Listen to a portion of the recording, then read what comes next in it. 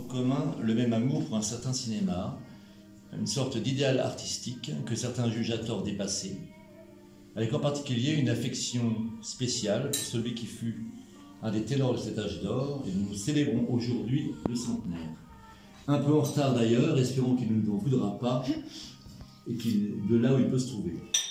Ce cher Charlton Chuck Heston, une personnalité qui dépasse le simple cadre du cinéma, car il disait lui-même avoir vécu plusieurs vies, celle d'un artiste, d'un écrivain chroniqueur de son temps, d'un père de famille américain presque modèle, d'un activiste politique et social dont les orientations prirent différentes formes à certaines étapes de sa vie, de quoi provoquer moult débats, discussions, polémiques, mais rien de lisse et de convenu, car l'homme ne se voulait pas politiquement correct, avait des rêves d'idéaliste, souvent à l'opposé de certains de ses contemporains, sans jamais manier la langue de bois.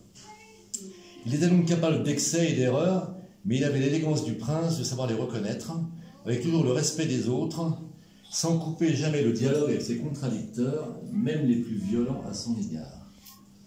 Il est d'ailleurs intéressant de constater que si nous sommes tous réunis avec l'admiration commune, et pour certains ou certaines, un attachement presque amoureux à sa personnalité complexe, nous avons tous, n'est-ce pas Sylvia, nous avons tous différentes raisons de l'apprécier et de lui conserver cette affection particulière.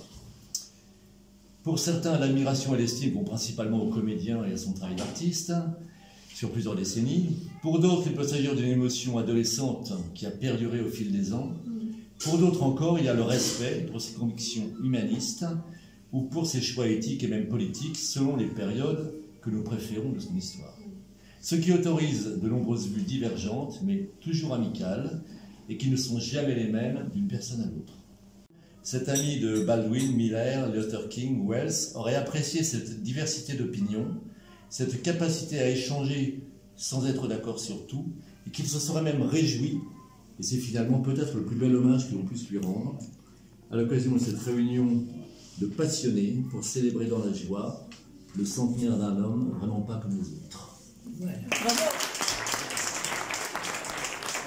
Monsieur le ministre, merci mille fois pour l'honneur pour moi. In English, because I cannot speak French, I will say I have often played a knight. I have never before been one. Il a joué beaucoup de chevaliers, mais il n'a jamais été encore chevalier lui-même.